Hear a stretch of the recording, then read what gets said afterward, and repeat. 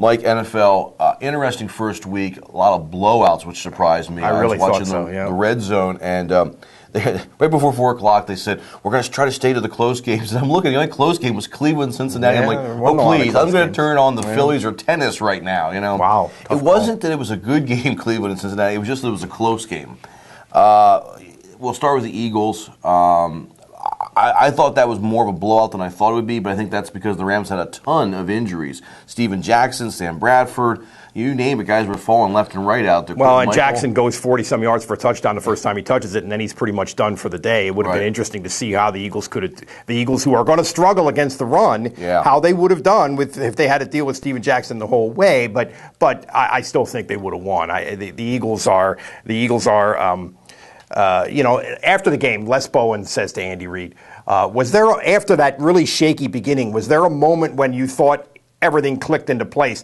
And Andy hemmed and hawed like he always does, but you could see the look on his face was, the honest answer to the question was no. And I mean, they're going to be, part of that was week one, but part of that was, that's who they're going to be, especially on offense. They're going to be a team that's, like in baseball, a team that strikes out a lot but hits 3-run bombs. That's what they're going to be. Get the lead with big plays early in the game, and then run the ball and play the heck out of pass defense when you're ahead and they have to throw.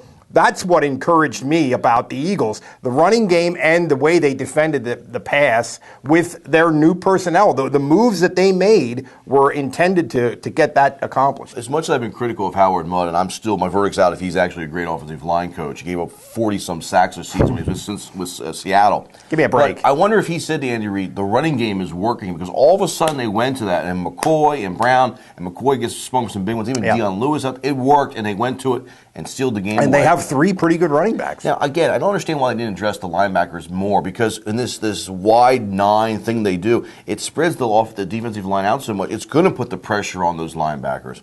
So, there. Now, the other game, and we've got a studio audience today. Justin's sitting here, and he's a Steelers fan, and blows my mind how poorly they played. Usually the Ravens and Steelers are a slugfest, and the final score's 17-13 or 17-6. It's 3 points, 1 point. The two teams punched each other, and the Ravens punched harder, and for the first time I've seen in years, the Steelers recoiled. Couple things. 7 turnovers, which is, throw that out the window. The Steelers are still going to be okay. I don't think they're going to the Super Bowl again, but I think they're going to be okay. But this was a game where the Ravens were really ready to play. I mean, they were in a great mental and emotional place because revenge motive for what happened to them last year, how the Steelers kind of knocked them out of the playoffs, and the Steelers were not. I mean, this shows you how fine the line can be in the NFL, although 7 turnovers is a big mitigating factor. I think the Steelers are going to be okay, and I don't think the Ravens are the 60s, the Lombardi Packers, but wow, nobody expected that.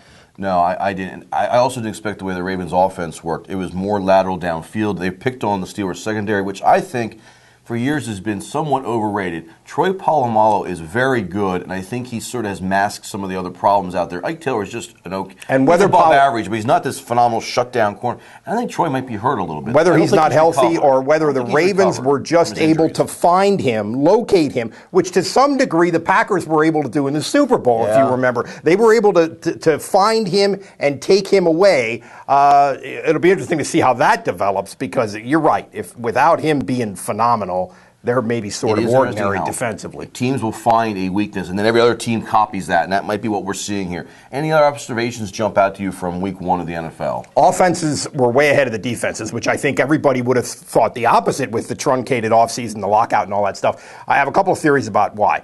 Number one, without all the OTAs and stuff, and trying to get all this complicated defensive stuff in, not enough practicing on tackling. I mean, tackling is just really a weak point in the NFL right now. And the other thing is, there's all this stuff going on pre-snap where there's this chess match going on where you're trying to match where your people with their people. And I think what's happening right now is when the defense wins that chess match for a given play, they just blow up the play and then they run another play. If the offense wins that chess match, touchdown in a lot of cases, or points on the board. I think maybe that's what's going on.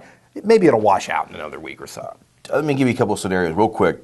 Tom Brady, quarterback, is he what you always think he is? I mean, 500 yards. Don't you think Mr. Clutch? He's well, it's not Mr. Clutch. He's just incredibly good. He's really, really good. The quarterback position is the hardest thing to do in sports. And when somebody's really good at it, which we saw with Drew Brees and Aaron Rodgers on Thursday night, and we certainly saw with that guy, it's fun to watch. One more. What do you think when I say Tony Romo? Not so good in the clutch.